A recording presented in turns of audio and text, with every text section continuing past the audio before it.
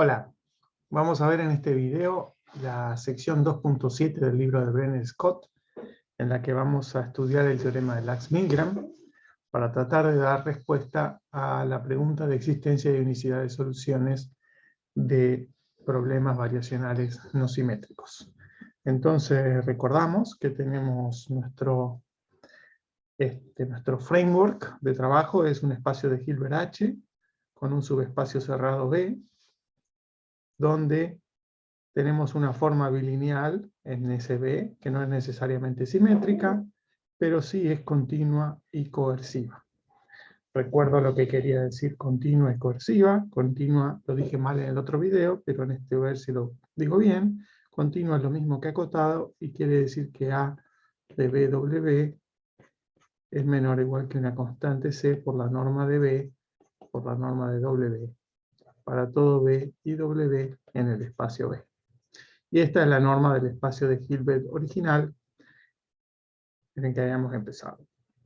Y coerciva quería decir que existe un alfa, en este caso existe un C, que es el fijo para todo BW, y ahora existe un alfa que es positivo, tal que hacer A del BB dos veces con sí mismo es mayor o igual que alfa por la norma de B al cuadrado. Ahí borré la rayita. Muy bien. Esas son las hipótesis sobre esa forma bilineal, y lo que queremos hacer es, dado un f, un funcional, en B', hallar una u en B tal que A de u por B igual a f de B para todo B en B. Queremos estudiar si existe siempre solución y si es única. Entonces, antes de ver el teorema de Lax-Milgram, que da respuesta positiva a ese resultado, vamos a hablar del principio de la contracción o del teorema del punto fijo. Entonces consideramos un espacio de Banach, es decir, un espacio normado y completo. Para esto no hace falta que sea un espacio de Hilbert. Para este teorema incluso vale en un espacio métrico completo. Pero bueno, dentro de nuestro contexto vamos a trabajar siempre con Banach. Entonces tenemos un espacio de Banach completo, un mapeo T, no necesariamente lineal, que cumple que T de B1 menos T de B2 en norma, es menor o igual que una M por la norma de B1 menos B2. Entonces, para que sea una contracción, se pide que ese M sea menor estricto que único. Se llama una contracción porque si yo tengo dos elementos del espacio y los mapeo con T, las imágenes quedan más cerca que los puntos originales. Por eso se llama una contracción. Y el mapeo va de B en B, entonces dado un B me vuelve a dar otro elemento del mismo B. Entonces, lo que dice el principio de contracción es que bajo esas hipótesis existe siempre una U, y es única, en el espacio B, tal que U es igual a T de U. Y esto es lo que se llama un punto fijo. Un punto donde aplico la T y me vuelve a dar el U. Entonces, siempre que tengamos una contracción, va a pasar esto. Bien, veamos entonces primero la unicidad y luego veremos la existencia. Para ver la unicidad, supongamos que U1 y U2 son puntos fijos. Eso quiere decir que U1 es igual a T de U1 y U2 es igual a T de U2. Así que, por un lado, U1 menos U2 es igual a norma de T de U1 menos T de U2, y eso por ser la contracción, por la hipótesis, es menor o igual que este M por la norma de U1 menos U2. Ahora este M es un número menor estricto que 1, y entonces acá tengo un número aparentemente positivo porque es una norma menor o igual que un número menor que 1 por sí mismo. Entonces la única posibilidad de que esto sea cierto es que U1 menos U2 tenga de norma el número 0, y eso es lo mismo que decir que U1 igual a U2. Por lo tanto, esos puntos fijos eran el mismo punto fijo. Y ahí tenemos demostrada la unicidad. Para probar la existencia, uno tiene que construir una sucesión y usar la completitud. Entonces tomo un B0 en el espacio de Banach B, y construye una sucesión definiendo bk más 1 igual al t de bk. Eso quiere decir B1 es t de B0, B2 es t de B1, y así sucesivamente, B2. Y entonces tengo una sucesión, como es un espacio, el t es un operador bien definido, tengo una sucesión de elementos del espacio B. Entonces veamos qué es de Cauchy.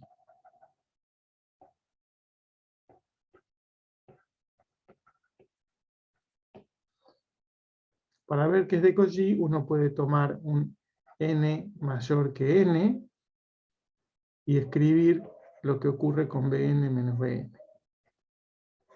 Esta norma es menor o igual que si yo voy poniendo cosas en el medio. Es decir, vamos a hacerlo una vez así. Bn es grande menos Bn menos 1 más Bn menos 1 menos Bn menos 2 y así hasta el último que va a ser el Bn chiquita más 1 menos Bn. Sí, pero antes de eso,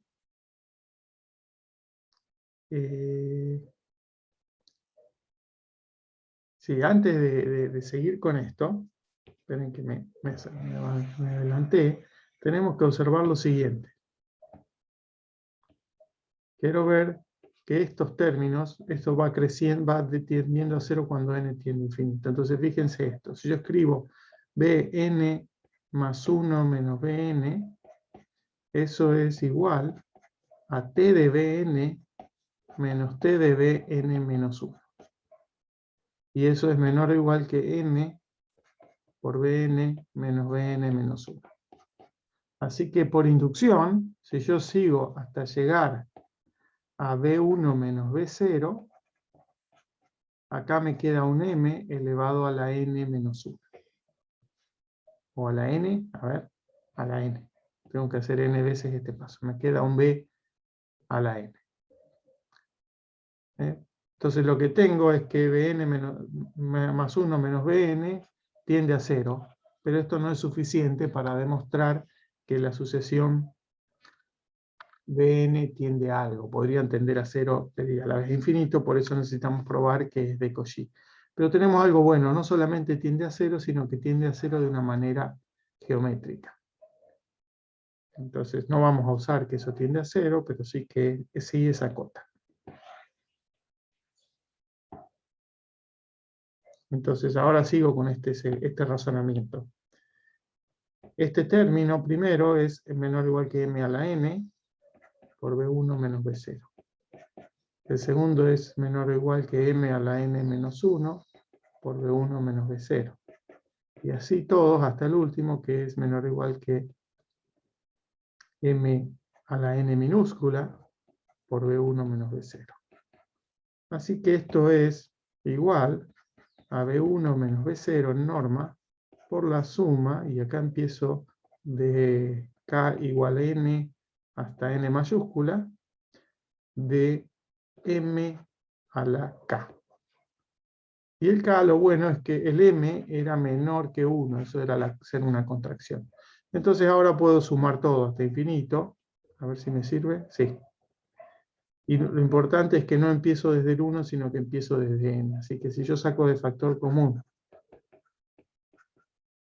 m a la n, que es el primer término, acá me queda la suma de k igual 0 a infinito, de m a la k, que eso sabemos que da gracias a que el m es menor que 1, un número conocido, b1. Todo esto me queda m a la e, perdón, 1 sobre 1 menos m, y acá me queda m a la n. ¿Sí? Este término es esta suma infinita. Por lo tanto, fíjense que acá yo estaba suponiendo n mayor que n, y acá tengo n mayúscula, bn menos mayúscula menos bn minúscula, me quedó menor o igual que este m a la n, sin importar cuán grande sea este n. Por lo tanto, yo de acá puedo sacar que la sucesión bn es de Cauchy. ¿Sí? Puedo decir, bueno, si quiero hacer que esto sea menor que el epsilon, elijo el n. Y siempre, una vez que elija este n, si estas dos cosas son mayores que Sn0, voy a tener ese resultado menor que epsilon. Muy bien, Bn es de Cauchy, y entonces Bn tiende, gracias a que el espacio es completo, existe una B en B, tal que Bn tiende a B. Pero si Bn tiende a B, Bn más 1 también tiende a B, y eso es T de Bn. Así que T de Bn tiende a B y Bn tiende a B. Es decir, a ver cómo es esto, déjenme limpiar un poquito para poder pensar.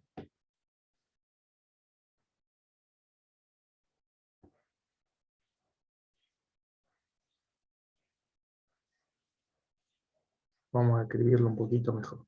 A ver si me sale. Ya sabemos que Bn es de Cauchy. Ahora, como B es completo, existe B en B, tal que T de B, perdón, tal que Bn tiende a B cuando n tiende a infinito. Ahora, lo que me faltaría ver, lo que yo quería probar es que T de ese B es B. Y entonces, ¿qué puedo probar? Bueno, yo sé que Bn más 1 es igual a T de Bn. Así que Bn más 1 tiende a B y T de Bn también tiende a B. ¿Sí? Por lo tanto, lo que tengo es que B es B, esto. Pero me falta probar que T de Bn tiende a T de B. Y eso lo voy a probar, esto acá, bajo qué hipótesis. Voy a usar que Bn tiende a B y que el T es continuo. Entonces, si yo escribo T de Bn menos T de B, eso es menor o igual que M por Bn menos B, y esto ya sabemos que tiende a 0. Por lo tanto, esto tiende a 0, y T de B es el límite de los T de Bn, que es el límite de los Bn más 1, es B. Esa es la demostración que me salió un poquito desordenada, porque quería ver si lo podía usar sin recurrir a la continuidad de T. Pero bueno, la continuidad de T es realmente una consecuencia inmediata de la contracción, porque ser una contracción es ser Lipschitz continua con constante menor que 1. Muy bien, con esto terminamos el teorema de la contracción. Vamos a revisar un poquito las hipótesis, porque las vamos a usar en el que sigue. Entonces tenemos un espacio de Banach, nosotros lo vamos a usar en un espacio de Hilbert, así que está bien. Tenemos un espacio de Banach, y tenemos un operador, no necesariamente lineal, pero lo vamos a usar para un lineal, que es una contracción. Es decir, que T de B1 menos T de B2 es menor o igual que una constante M menor que 1 por B1 menos B2.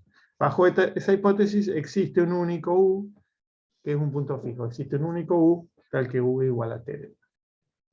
Muy bien. La unicidad en realidad no nos interesa tanto para esto, porque vamos a usarlo para probar la existencia en el teorema de Lax-Milgram. Bien, entonces el teorema de Lax-Milgram, finalmente, dice lo siguiente. Tengo un espacio de Hilbert, B con un producto interno. Tengo una forma bilineal continua y coerciva A. Ya escribimos lo que era continua y coerciva. Y un funcional lineal y continuo F en el B, es decir, que F pertenece a B'. El teorema lo que nos dice es que existe una única U en B, tal que A de V es igual a F de B. Entonces vamos a probar la existencia, y después vamos a ver que la unicidad es mucho más fácil en este caso. Entonces, este razonamiento tiene algunos pasos, vamos despacito.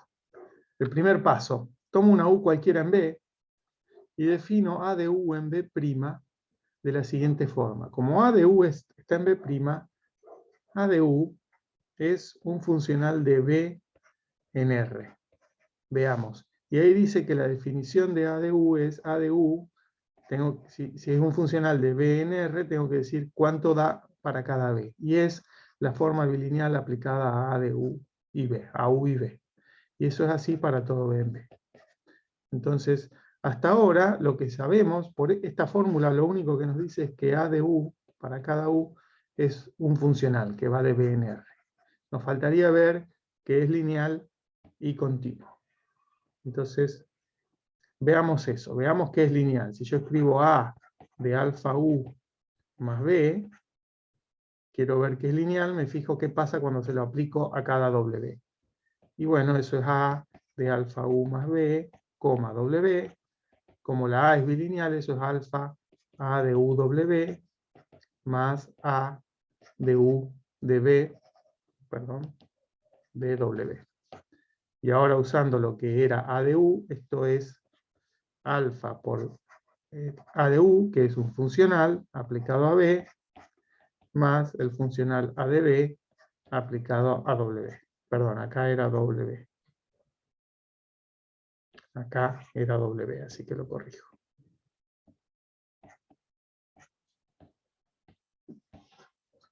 Bien, entonces ese A es lineal. Y nos faltaría ver que es acotado. Es decir, lo que tenemos que ver es que la norma de A de U, como elemento de B', a ver, yo quiero ver que A de U pertenece a B'. Entonces ya vimos que es lineal, ahora tengo que ver que es acotado.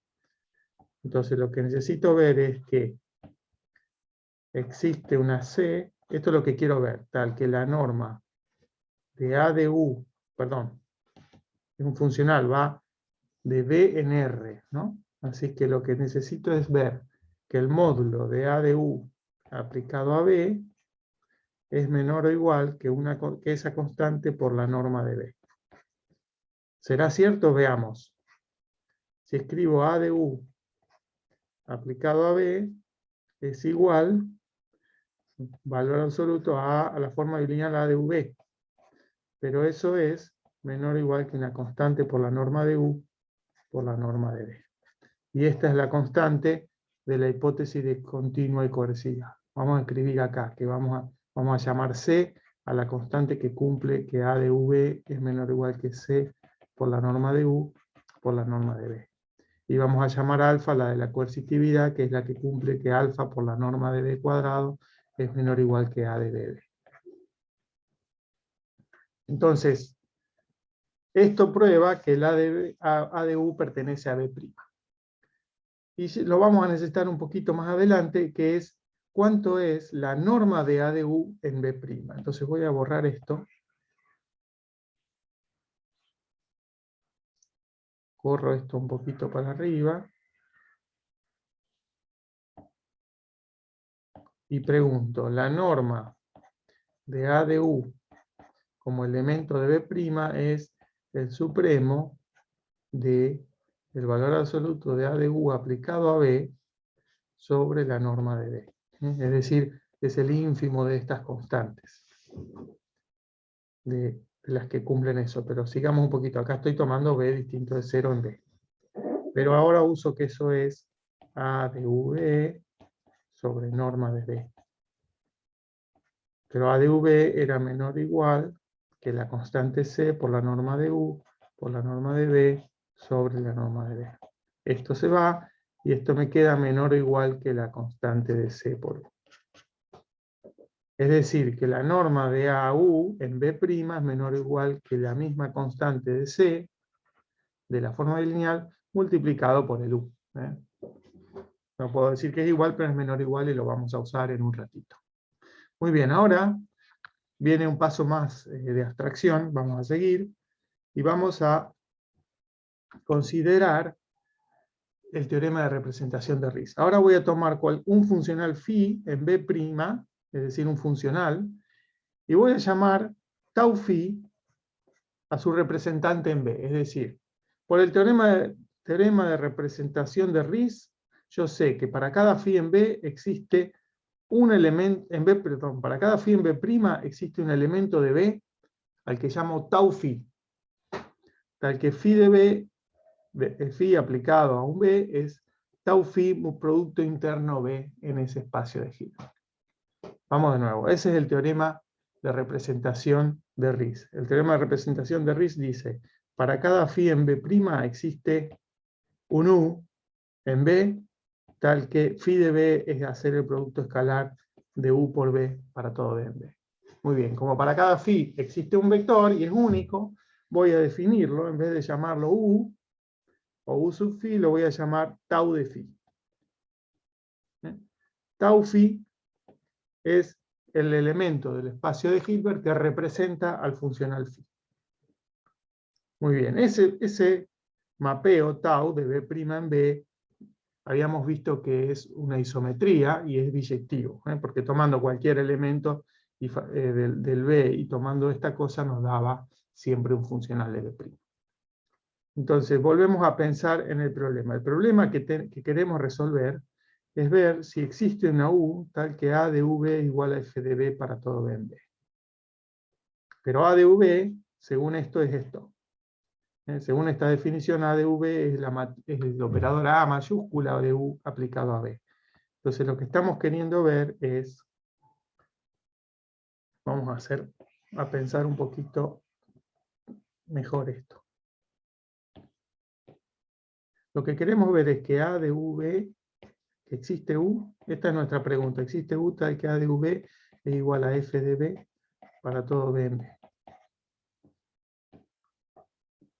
Eso es lo mismo que decir que A de U aplicado a B es igual a F de B para todo B en B. Y eso es lo mismo de decir que A de U como elemento del dual, del B', es igual a F para todo, es igual a F en B'. No necesito decir para todo B en B porque eso es lo que quiere decir que los funcionales sean iguales. Esto es exactamente lo mismo que decir esto.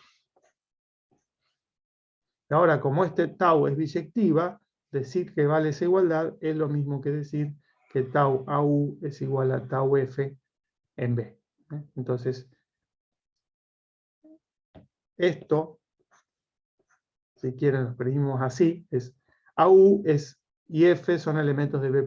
Tau de AU y tau de F son sus representantes en B. Entonces, quiero probar que existe un U tal que vale eso. Es lo mismo que probar que existe un U tal que se cumple esta igualdad, que tau de AU menos tau F igual a 0, como elementos del espacio B. Y ahora, para transformarlo en un problema de punto fijo, lo que hago es sumar U. Esto es similar a lo que ustedes conocen el método de Richardson para resolver un sistema. Cuando uno quiere resolver a X igual a B, una matriz grande, A por X igual a un vector B, una manera es decir, yo quiero resolver a X menos B igual a 0, y entonces multiplico por ρ, resto X, y pongo el X así. Entonces, si esta igualdad se cumple, quiere decir que esto tiene que ser 0, salvo que el ρ sea 0. Entonces, si pongo un ρ distinto de 0, esta ecuación es equivalente a la anterior. Y de aquí saco un método iterativo que consiste en calcular xk más 1 como xk más menos ρ por AXK menos B. Ese es el método de Richardson. ¿Sí? ¿Les suena un poco? Bueno, lo mismo estamos haciendo acá. Acá estamos transformando el problema en un problema de punto fijo, para algún ρ distinto de 0. Entonces, este problema y este son equivalentes, y son equivalentes al problema original. Así que lo que queremos ver es que si esto tiene un punto fijo. Entonces, vamos a definir la transformación T de B, fíjense que sigue siendo lineal por todo lo que vimos de esta manera. T aplicado a un B es B menos ρ por tau A aplicado a B. ¿Eso está bien? Tau A, esto está mal. Está, sí, está mal en ese sentido. Tau aplicado a AU, a B, es así esto. A por B, digamos, no es A por B, es A aplicado a B. B es un elemento del espacio B. AB es un elemento del dual. Tau aplicado a B es un elemento del espacio B de nuevo. Entonces, tau aplicado a B menos tau aplicado a F. Esto es una igualdad en B. Entonces, este T, que acabamos de definir acá y nos dijimos de dónde, ese T es un operador que va del B en el B. Entonces, si yo pruebo que para algún ρ distinto de 0 es una contracción, ya está. porque esto va a tener un único punto fijo y entonces va a tener una única solución esto de acá. Muy bien, veamos que ese T podemos elegir el ρ para que dé una contracción. Entonces, vamos a empezar con B1 y B2 en B. Y escribo T de B1 menos T de B2. Eso es, T es, tengo que escribir toda esa fórmula, es B1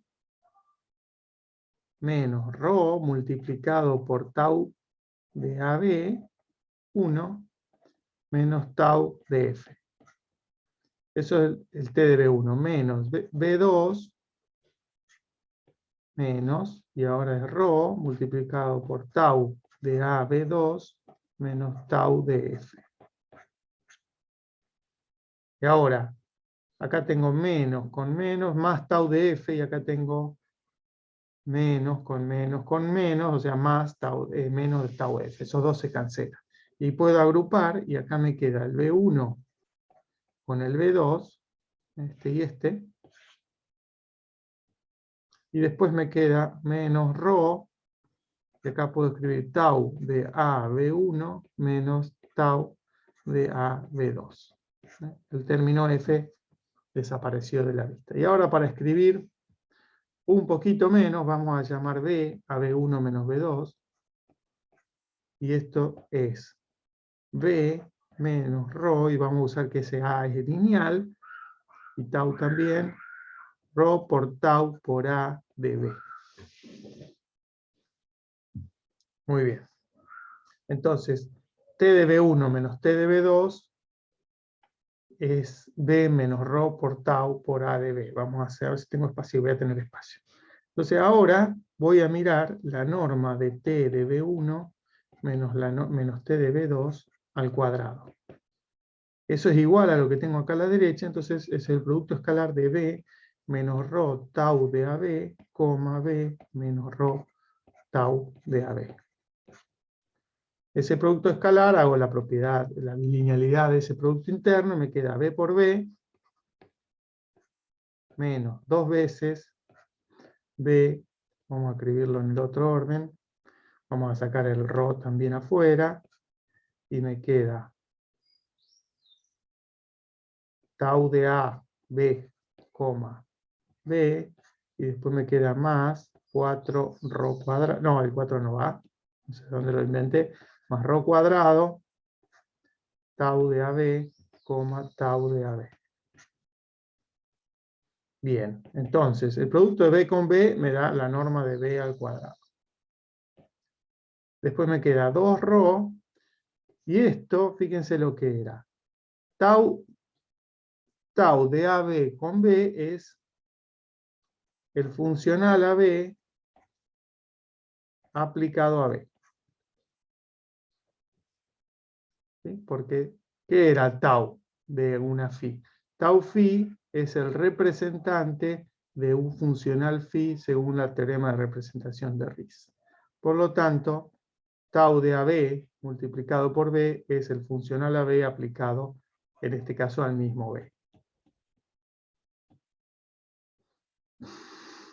Y de la misma manera, el otro término me queda ρ cuadrado, y después tengo el primer tau de AB, lo entiendo como A de B, aplicado a tau de AB.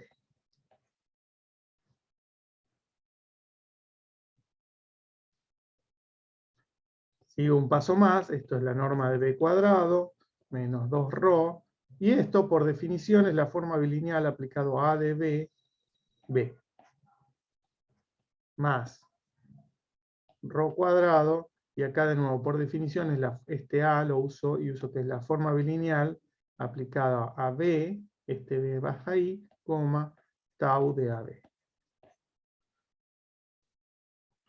Y ya estamos casi terminando, nos está faltando usar las propiedades de la A. Dijimos que la A era acotada, así que este primer término, vamos a escribir de nuevo acá, T de B1 menos T de B2, es menor o igual ahora porque voy a acotar. Este término que tiene un más, el último, como tiene un más, lo voy a acotar, por ρ cuadrado por la constante de acotación de la forma bilineal por la norma de B por la norma de tau de AB. Y esta es norma en B, las dos, vamos a ponerlo para claro. Y acá tengo un menos, y tengo A de BB, aplicado dos veces al mismo B. Entonces puedo usar la coercitividad, porque como tengo un medio, eso me queda sin el menos mayor o igual, y con el menos menor o igual que menos 2ρ alfa, norma de B al cuadrado.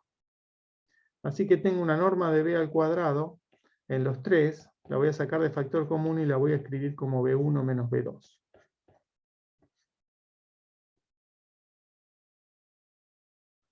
No, no la tengo al cuadrado en todos lados, perdón. Acá todavía no, vamos a dejarla, vamos a hacer un paso más.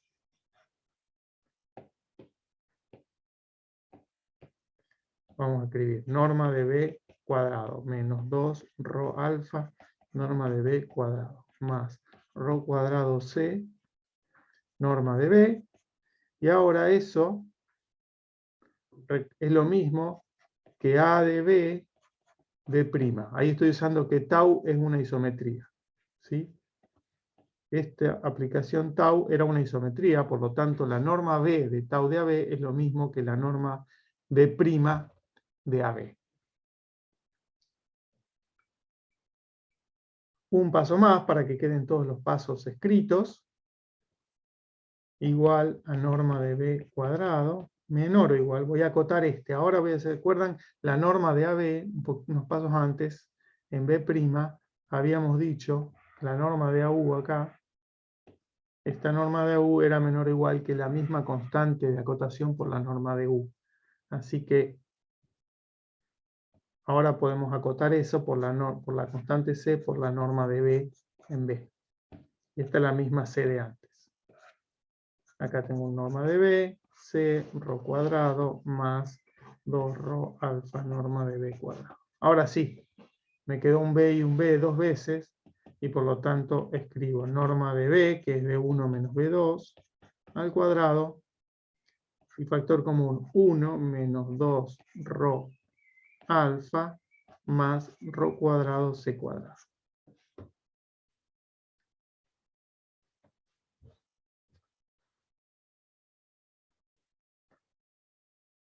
Muy bien, y entonces, fíjense, si miro esto como función de la variable ρ,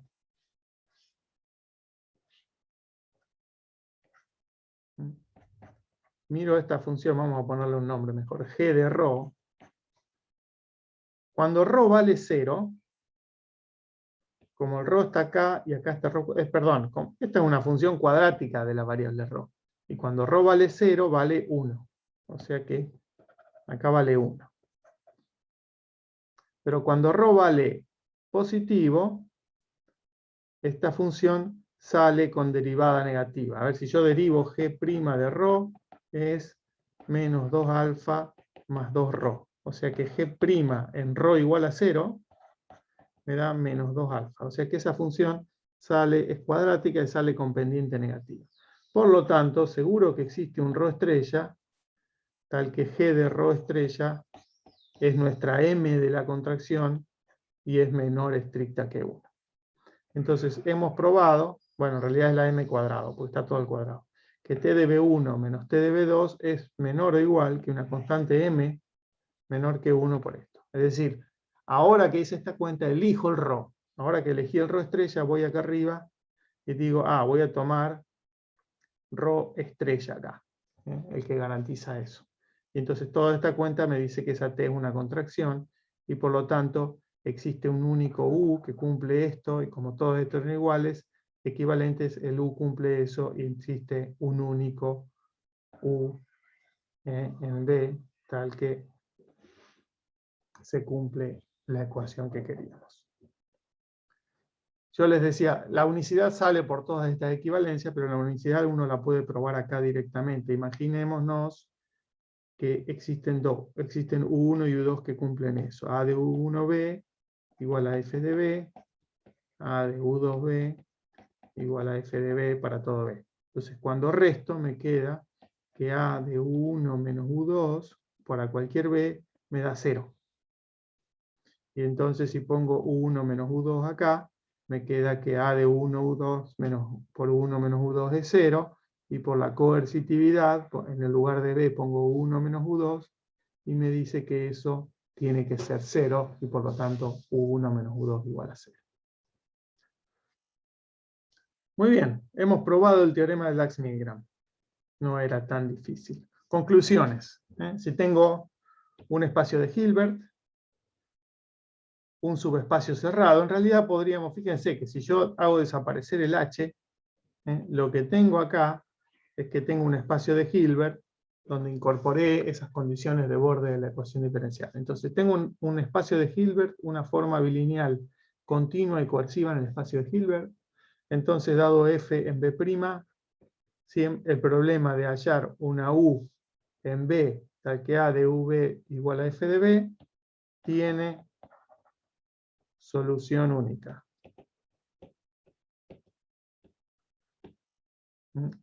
Y si tomo ahora un BH subespacio cerrado BB, el problema de hallar una UH en BH, tal que A de UH igual a F, B igual a FB para todo B en BH, también tiene solución única. Y acá no hace falta que el BH sea de dimensión finita, pero todo su espacio de dimensión finita es cerrado, así que lo vamos a usar para querer aproximar. En el próximo capítulo lo que vamos a ver es cómo podemos acotar el error entre U y UH.